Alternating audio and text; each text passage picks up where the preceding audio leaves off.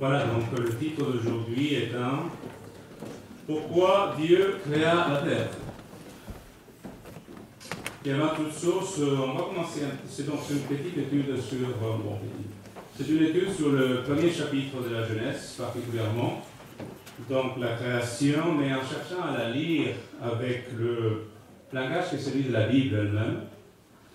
Donc, tout d'abord, il faut bien se dire que le premier chapitre de la Bible est écrit dans un langage plutôt simple, parce qu'il ne nous donne pas de la science, ce n'est pas des détails très très précis pour qu'un scientifique se réjouisse là-dessus, parce qu'autrement personne n'aurait compris.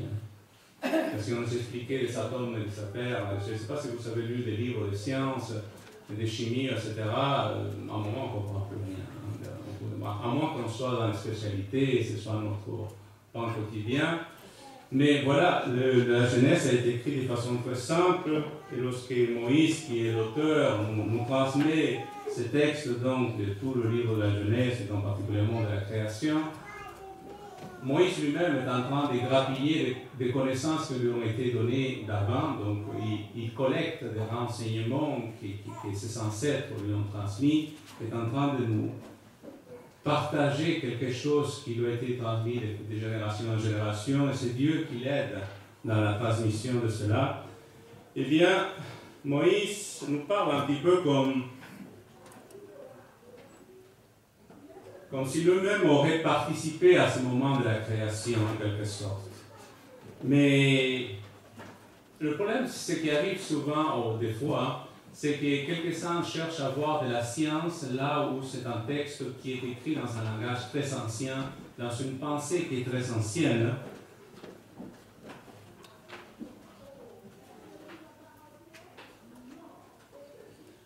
Et donc,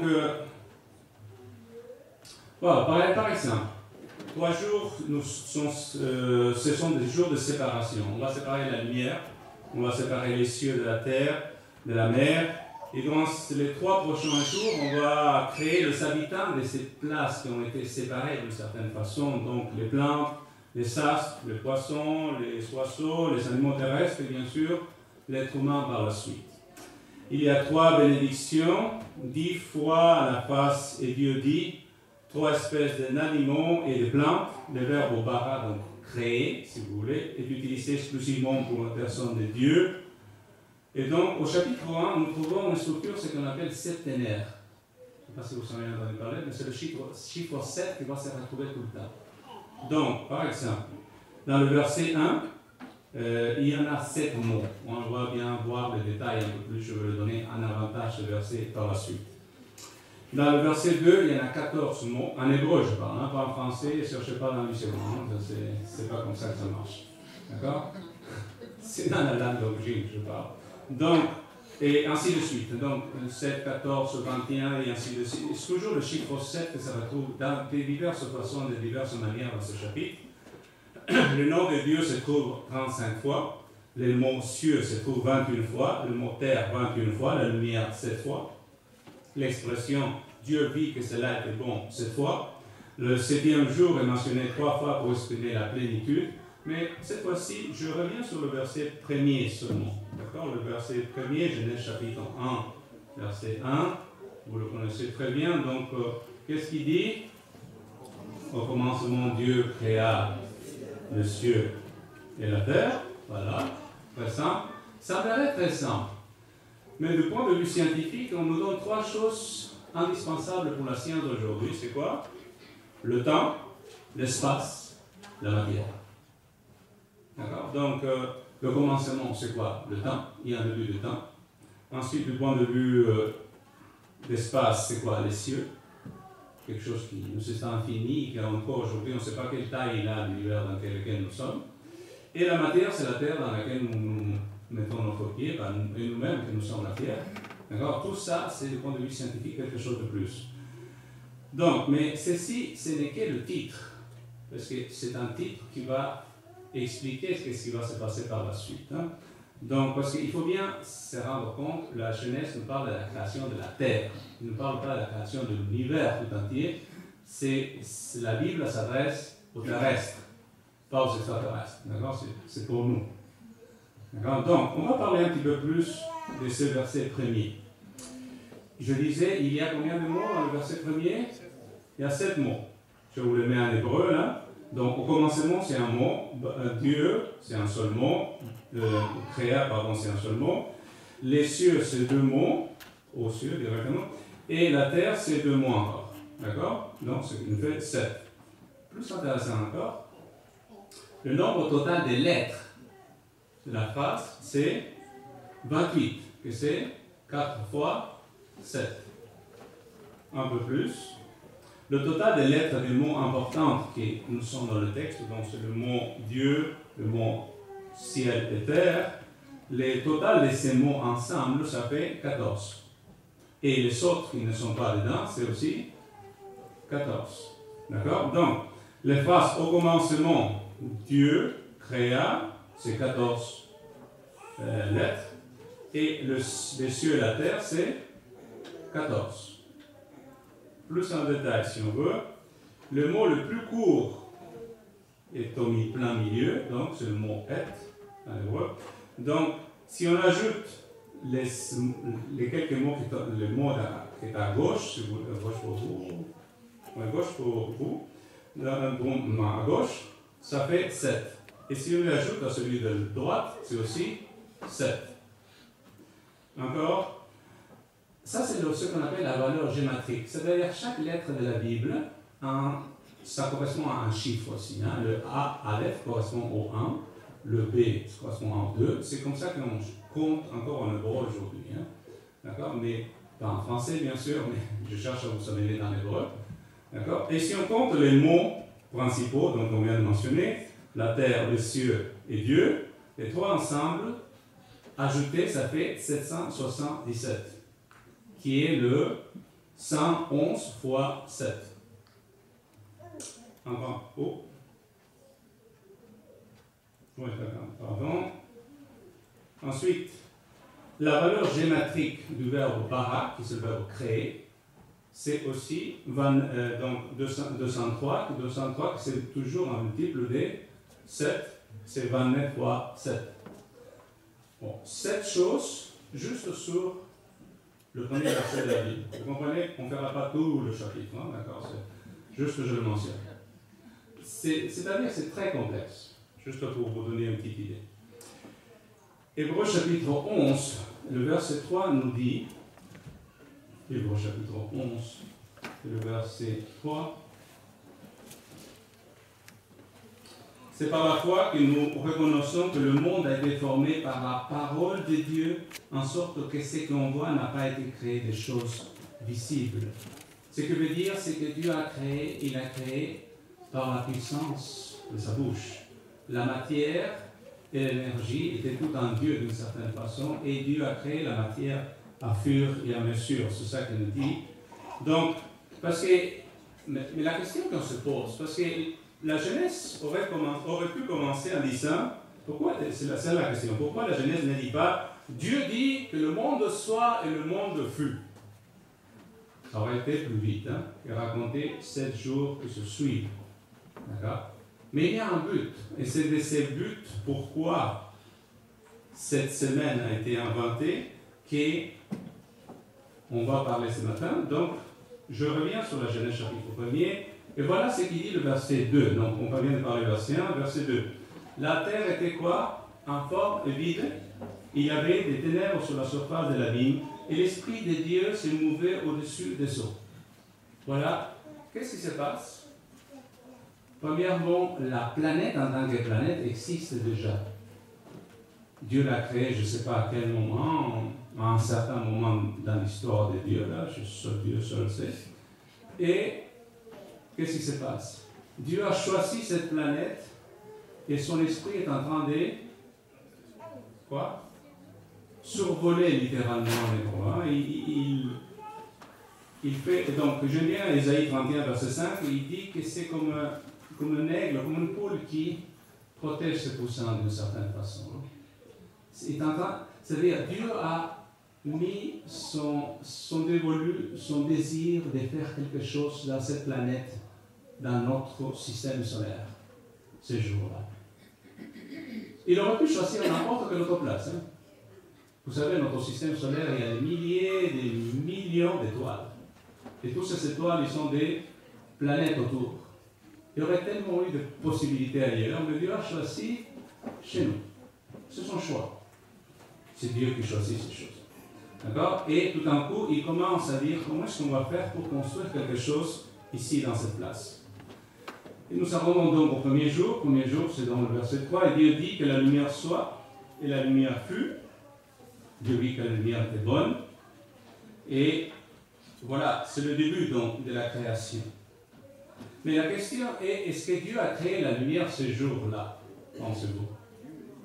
Hein? Exact.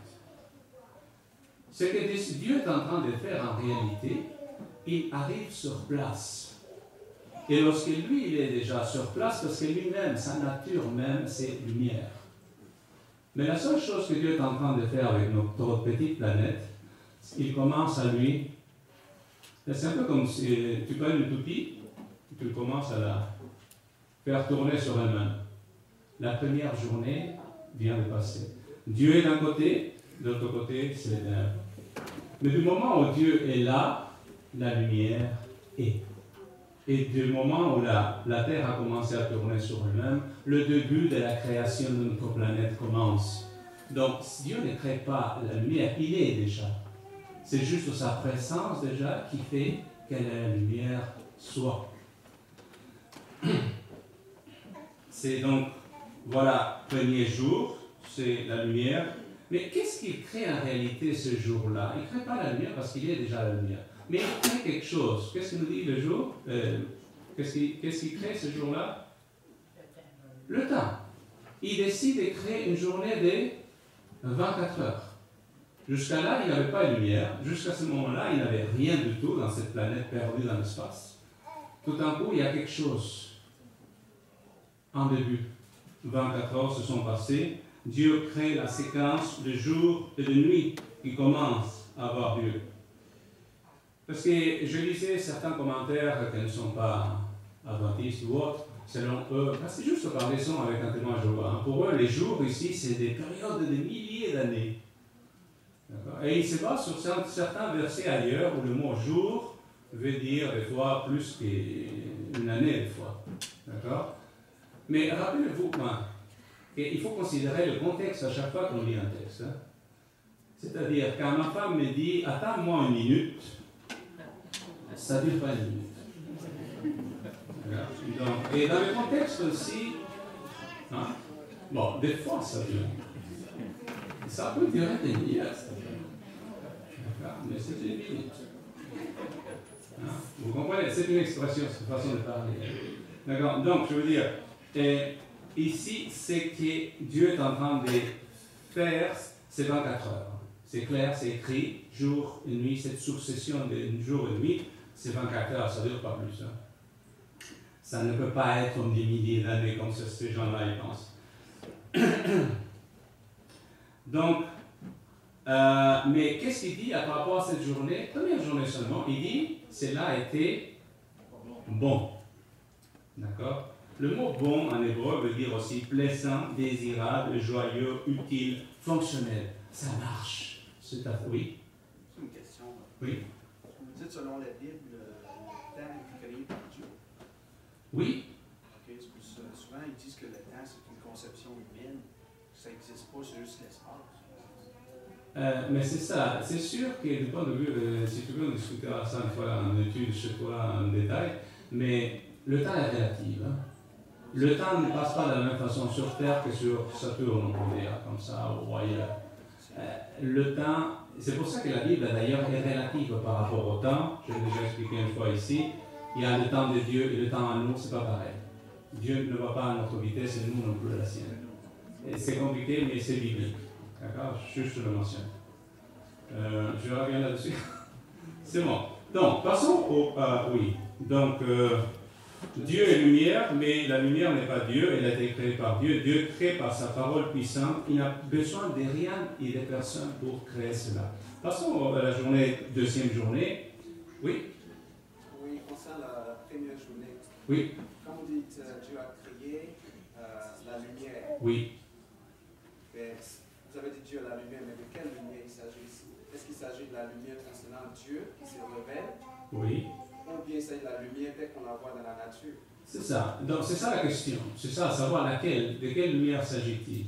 Parce que si c'est s'agit de la lumière que nous voyons, Oui. cette lumière-là, lorsqu'on l'allume, on va la séparer des ténèbres. Parce que lorsqu'elle est allumée, les ténèbres dégagent. C'est ça. Donc il ne s'agit pas de cette lumière dont nous avons la conception. De la lumière naturelle que nous avons. Oui, et le texte nous parle de lumière naturelle. Hein? D'après le texte. Mais le terme en hébreu qui est utilisé, c'est or, c'est lumière. Oui. Vayomer, Elohim, Vaïro, le terme or qui est ici, oui. il est différent de la lumière telle que nous le connaissons en langage français ou en anglais. Ce n'est pas la même conception, puisque le ténèbres, le darkness qui veut dire le même qui est utilisé, oui, Rocher, qui est même utilisé en Égypte, lorsqu'il a séparé, il a envoyé les ténèbres en Égypte, que la lumière était sur les Israélites en Égypte. C'est le même terme qui est utilisé. Oui, oui, oui. Donc c'est pas la même chose. C'est pas parce que ce mot peut tout être utilisé du point de vue spirituel qu'il n'est pas littéral non plus. Hein. Okay. C'est juste ça que je veux dire. Okay. C'est sûr que Dieu est esprit avant toute chose, et on peut parler du point de vue spirituel uniquement, mais ici on parle de lumière physique, d'après le texte. Et c'est pour ça que ça permet d'avoir le 24 heures. Si ce serait juste spirituel, tu n'aurais pas 24 heures, ce serait toujours noir, juste par logique. Je passe au deuxième jour, parce qu'il y en a 7 à faire.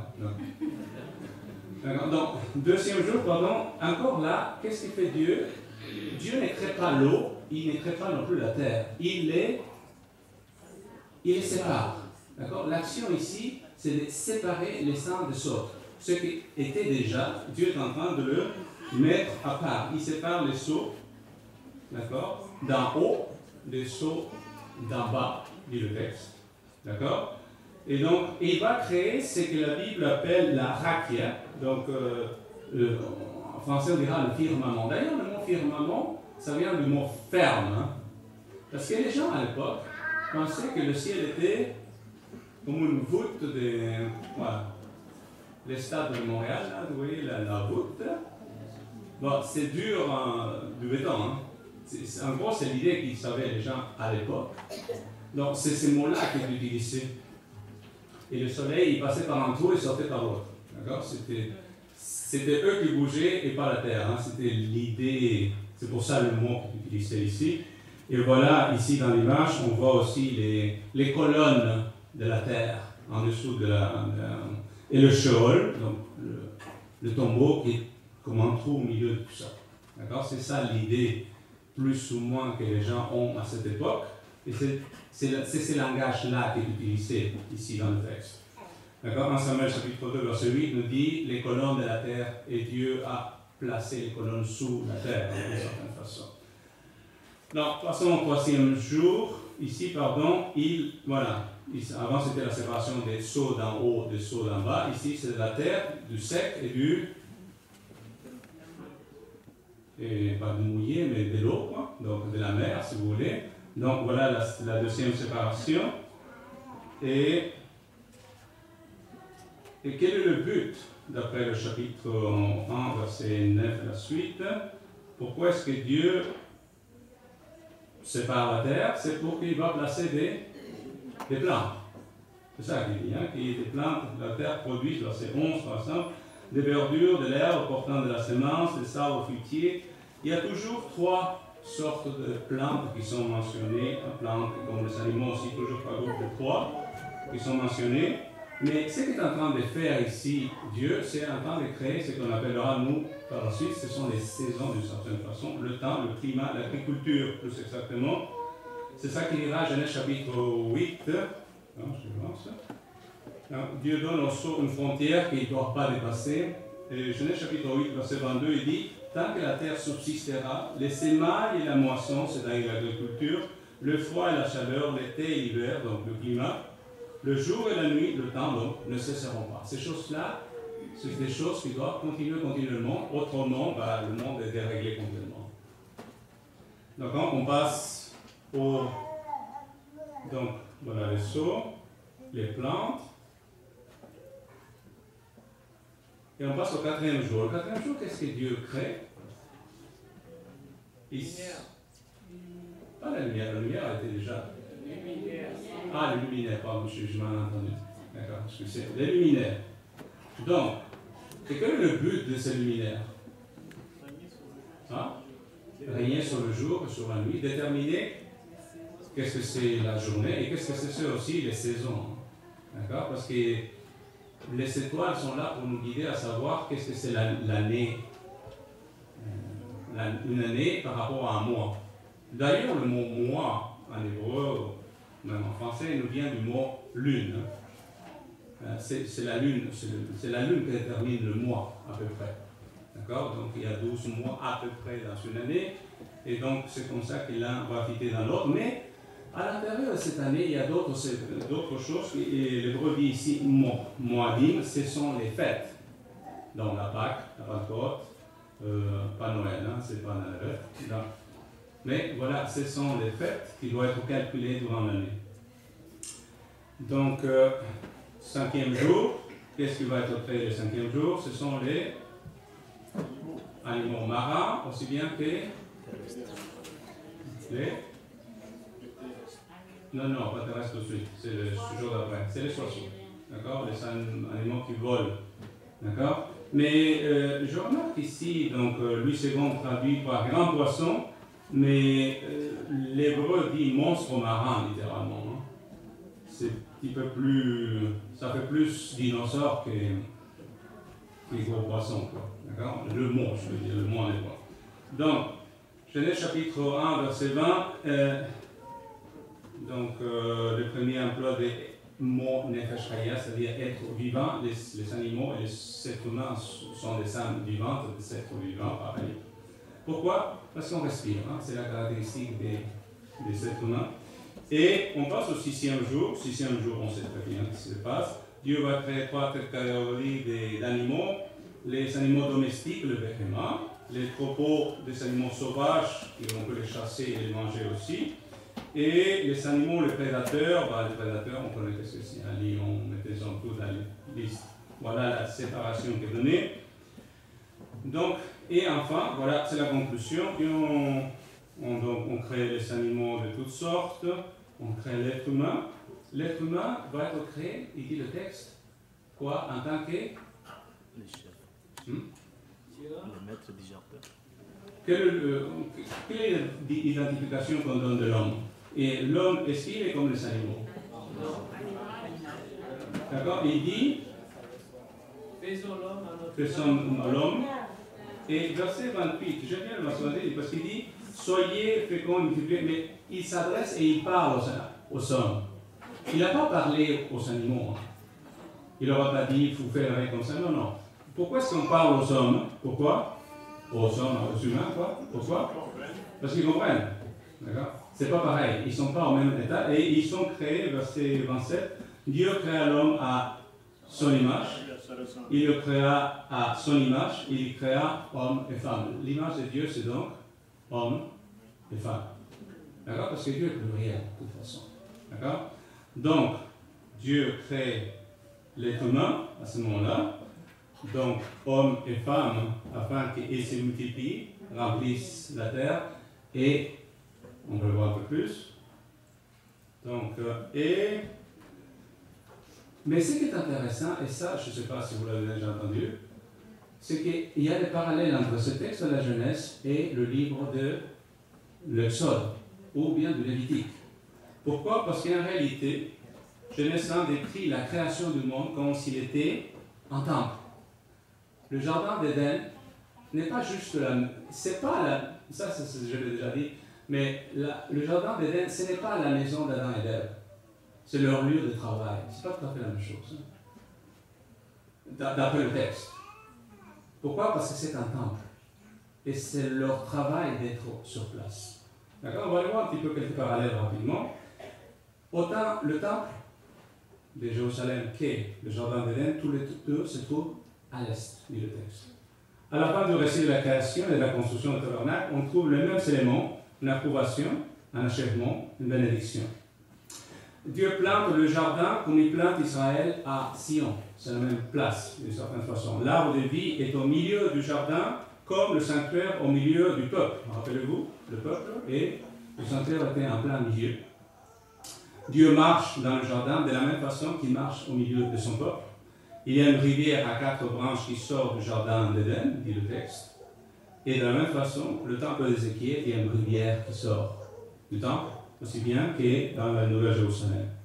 D'autre part, le métaux précieux qui était mentionné en Éden, c'est le même qui se trouve sur le pectoral du grand prêtre. C'est le même métaux. Après la création, il y avait 3 sphères dans le jardin. Donc, la terre, le jardin et le milieu du jardin, qui sont les 3 places qui sont caractéristiques du lieu du tabernacle lui-même. La création est faite en 6 jours avec un sabbat qui s'ensuit. Lors de la création lorsqu'on va fabriquer le sanctuaire, on le fait en 6 étapes et avec un 7e de bénédiction par rapport à ces lieux sacrés. Le sanctuaire a été achevé le premier jour du premier mois, c'est le début de l'année, c'est le début aussi de l'année selon le texte qui va être créé, la terre.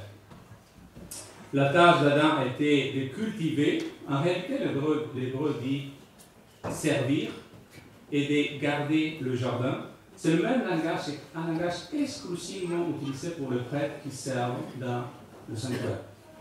Le mot luminaire se trouve ici dans ce texte, mais se trouve aussi uniquement en parlant des lumières du chandelier d'or. Uniquement. C'est le seul endroit dans la Bible. Dans le sanctuaire, le chandelier est un arbre de vie stylisé. Les décorations, le palmier, le taureau, le lion, le chérubin qu'il y a dans le sanctuaire, ça se retrouve où? Dans le jardin d'Éden. C'est la même chose. Des chérubins gardent le jardin, mais des chérubins aussi. Des chérubins se retrouvent aussi dans le lieu très saint. Les habits étaient donnés à Adam et Ève, c'est le même mot que pour les habits des prêtres. Au 4e jour de la création, Dieu créa les astres avec la fonction de séparer les jours et la nuit, qui seront des signes pour marquer les époques dans les fêtes annuelles, les jours et les années. Eh bien, les fêtes cérémoniales se pratiquaient où? Dans le sanctuaire. Et enfin, dans l'Antiquité, et ça c'est le point le plus intéressant, l'inauguration d'un temple prenait 7 jours. Les fonctions du temple étaient déclarées, les ustensiles mis en place et les prêtres consacrés, les sacrifices appropriés faits dans le bon ordre pour permettre de commencer le service. Et à un certain moment, l'image de la divinité était mise dans le temple pour qu'elle réside, elle puisse se reposer à l'intérieur du temple. La seule image qui est admise dans le temple de notre monde était créée pour Dieu, c'est l'être humain. C'est nous l'image de Dieu. Ça, c'était dans les pratiques païennes. Mais dans le temple de Dieu, c'est nous l'image. D'accord? Alors, en quelque sorte, on peut voilà le sanctuaire d'Israël, d'une certaine façon. L'autel d'or symbolisait nos prières. Ensuite, l'autel de bronze, c'est la terre, l'endroit où Jésus a été sacrifié. Les colonnes qui étaient dans le temple symbolisent les colonnes de la terre, qui a ses colonnes aussi. Donc le chandelier, ce sont les luminaires qui ont été créés lors de la création, mais aussi dans le temple. Les tables de pain de proposition symbolisent la providence de Dieu. Dieu a donné à manger en profusion à Adam et Ève et à chacun de nous. Eh bien, la mer symbolise la mer, les océans. Et le rideau est en quelque sorte le firmament. C'est la séparation d'avec Dieu d'une certaine façon. C'est-à-dire qu'à chaque fois qu'on allait dans le jardin d'Éden, on s'approchait de Dieu. C'était le lieu où on s'est rapproché le plus de Dieu étant sur notre planète. C'était un temple. C'était une place de rencontre avec le Seigneur. Mais alors, quelle place occupe le sabbat là-dedans? D'accord? C'est le texte qu'on a été lu il y a quelques minutes. Donc, le sabbat a une place tout à fait particulière dans ceci, parce que le texte nous dit à propos du 7e jour que Dieu a fait premièrement, il s'est reposé, dit le texte.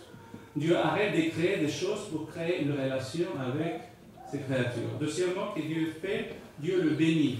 En hébreu, le mot bénir veut dire aussi remplir de puissance, de bénédiction, de prospérité.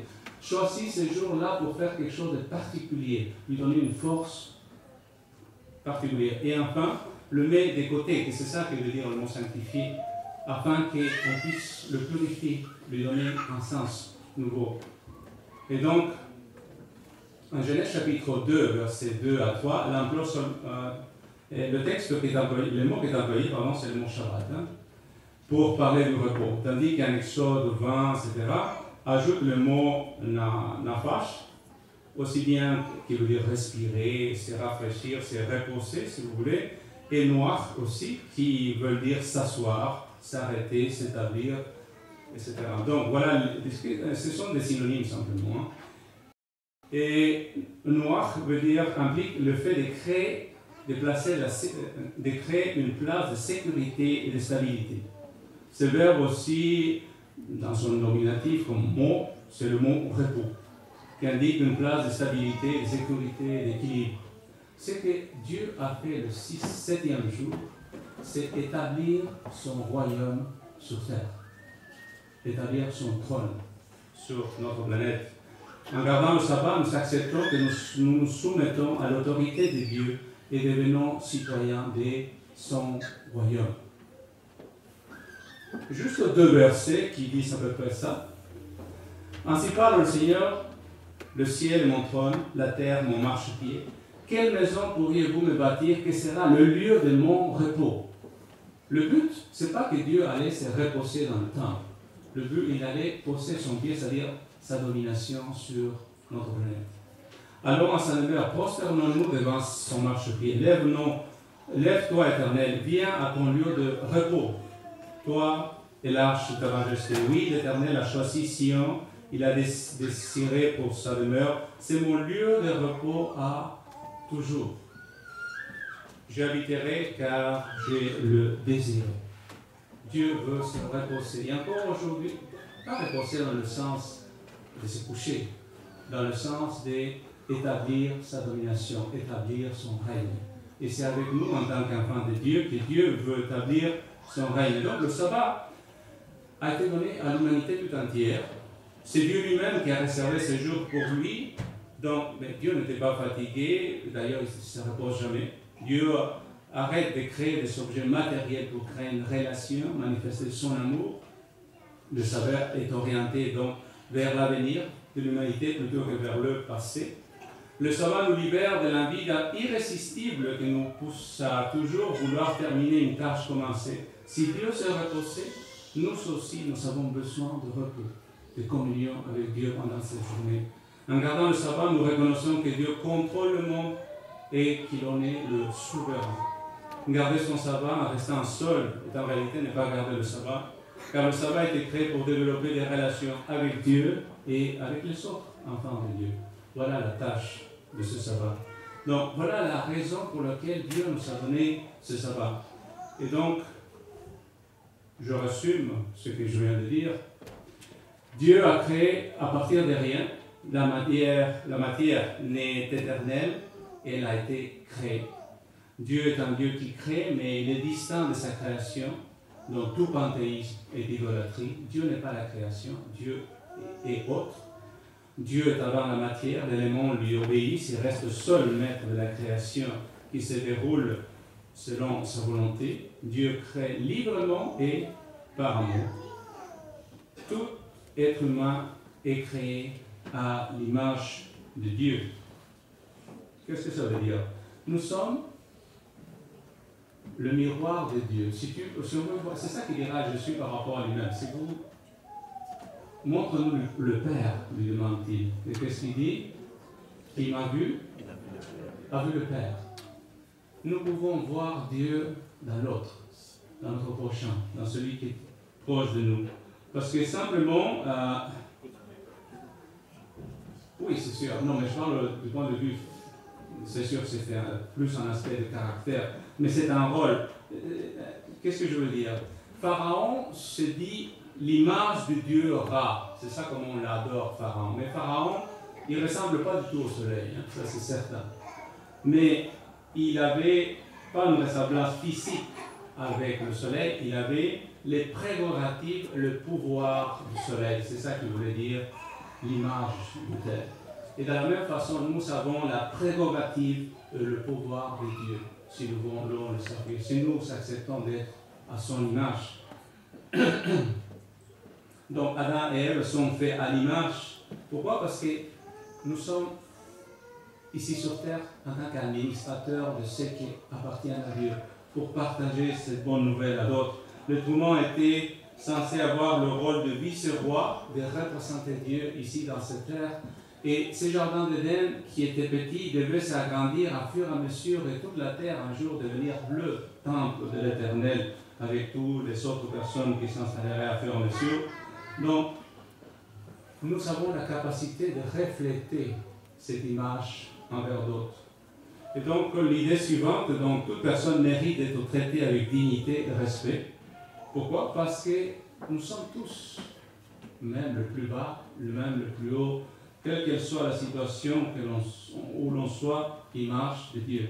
C'est pour ça que Dieu ne nous donne pas une façon précise. Il dit, aimez vos ennemis, bénissez ceux qui vous maudissent, faites du bien à ceux qui vous haïssent et priez pour ceux qui vous maltraitent et ceux qui vous persécutent, afin que vous soyez fils de votre Père qui est dans les cieux. Parce que Dieu aime sans aucune distinction. Soyez donc parfaits comme votre Père céleste est parfait. Matthieu 5, verset 43-38. Paul dira en Philippiens, chapitre 2, verset 5, ayez en vous le sentiment qui était en Christ. Voilà comment nous reflétons Dieu. Et ou bien c'est Paul qui dira, soyez donc les imitateurs de Dieu. Ephésiens 5, verset 1. Puisque nous avons été créés à l'image de Dieu, tous méritons d'être traités avec dignité et respect. Quelle que soit notre race, notre religion, notre différence, quelle qu'elle soit, nous sommes tous appelés à refléter cette image qui est celle de Dieu. Ensuite, la terre était le temple de Yahvé. Dans l'Antiquité, je disais, les temples étaient inaugurés en 7 jours. Et ils prenaient 7 jours pour préparer autant les prêtres, les sacrifices, etc. Et un jour, à un moment, on mettait l'image de l'idole. C'est ça que veut dire le mot image aussi. Hein? Et nous sommes en quelque sorte l'idole, mais pas pour qu'on nous adore, mais pour représenter Dieu sur cette planète. Et donc, tout être humain est appelé donc à faire partie de ceux qui représentent ici Dieu sur notre planète sur laquelle nous vivons. Alors, Adam et Ève avaient comme tâche d'étendre cela à la terre tout entière. Et nous aussi, nous avons à partager cette bonne nouvelle afin de nous soumettre tous et faire partie tous de ce royaume qui est le royaume de Dieu. Donc, nous vivons dans un monde qui a un but et un sens. C'est bien quelque chose qui est l'évolution, oui. Tout être humain est créé à l'image de Dieu. Là. Oui. Moi, je ne trouvais pas ça. On discutera ça un autre moment. Je vais finir, parce qu'en ce moment, juste pour me tenir au temps. D'accord? D'accord. Toi, ton avis, je le respecte. Il y avait toute la même image. Comme tout le monde, c'est pareil. Oui, donc. D'accord. Donc. D'accord. Je continue. Nous vivons dans un monde sans but et sans sens, sans aucun sens. C'est notre société athéiste dans laquelle nous sommes. Nous venons tous de singes, et la seule chose qui nous attend au moment de mourir, c'est quoi? C'est la mort et on devient de l'engrais. C'est juste là que ça s'arrête. Et donc, on enlève à notre vie, à notre existence, aucun sens. On vit ici pour avoir du plaisir, pour profiter de la vie, c'est ça l'existence. C'est sûr que si on ne croit pas en Dieu, c'est ça. C'est en gros, c'est ça. C'est pour ça que beaucoup de jeunes cherchent juste à avoir du plaisir, du fun, et ça s'arrête là. D'accord? Mais selon la Bible, cet moment a été créé avec une fonction et un but. Et cette fonction, c'était de refléter l'image de Dieu, à une tâche, une responsabilité auprès de Dieu. L'image de Dieu n'a pas d'image. Dieu n'a pas...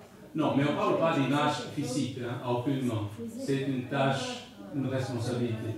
Nous sommes appelés à refléter cette image. Dieu, donc, je continue. Dieu a créé le monde pour lui-même. Et détail important, parce que souvent on dit la terre appartient à l'humain. Non, la terre appartient à Dieu. Le propriétaire, c'est toujours Dieu. Même si le diable est venu, il a volé, et nous, les humains, on fait ce qu'on veut avec la planète dans laquelle nous sommes, cette terre appartient à Dieu. L'homme est responsable devant Dieu, régent de la nature. Ça nous amène à parler d'écologie, toutes les affaires qui vont avec. Mais il faut une reconnaissance de dépendance par rapport à Dieu. Donc, c'est vrai de plus en plus, on gère mal la planète de laquelle nous sommes, mais n'empêche, cette terre appartient à Dieu.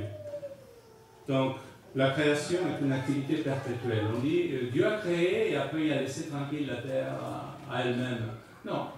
Chaque jour, chaque enfant qui naît, aujourd'hui faire la bénédiction de Joshua, mais chaque petite herbe qui pousse, c'est encore une nouvelle création. Il y a quelqu'un qui protège ça. Il y a quelqu'un qui tient dans ses mains le monde dans lequel nous sommes.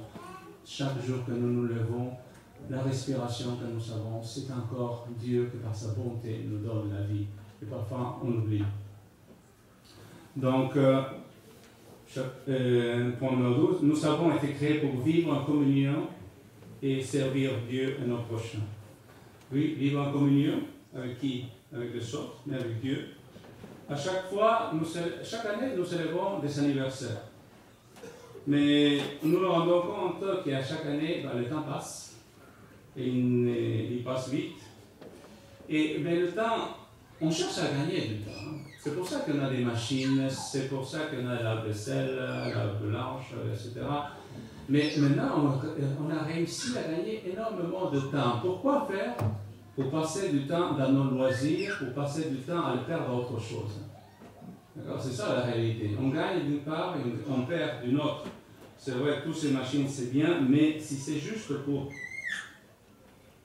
perdre du temps, c'est dommage. Parce que c'est au contraire, Dieu nous dit dans le sabbat, c'est un jour pour moi, pour être en communion avec moi. C'est vrai que Dieu, il crée parce qu'il est créateur, parce que ça fait partie de sa nature, parce qu'il aime, parce qu'il est amour et il ne peut pas s'en empêcher. Mais c'est à nous de voir comment on peut garder son sabbat. Si vous remarquez dans la Bible, il y a très peu d'indications qui nous disent comment doit-on garder le sabbat.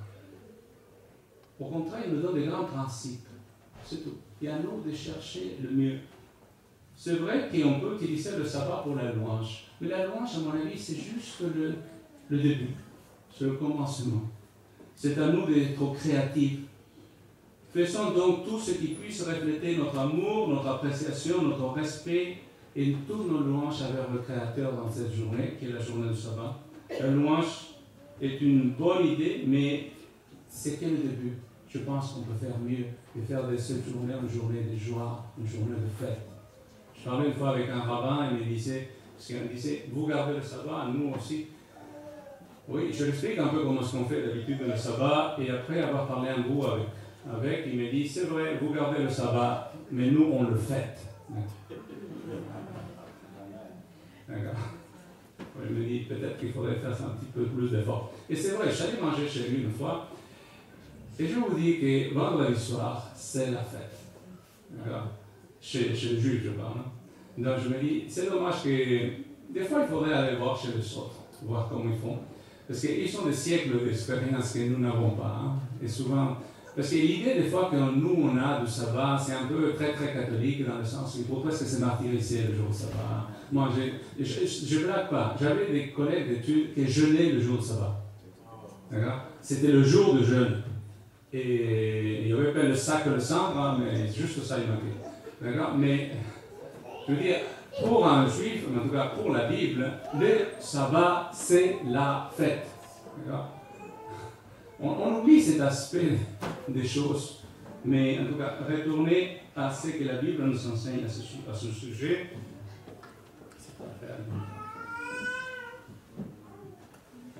Bon, et je finis avec les 2 points. Comme le prêtre dans le sanctuaire, nous devons garder nos vies, nos églises sans péché et sans impureté, mais aussi faire le nécessaire pour ramener la personne disciplinée sur le bon chemin.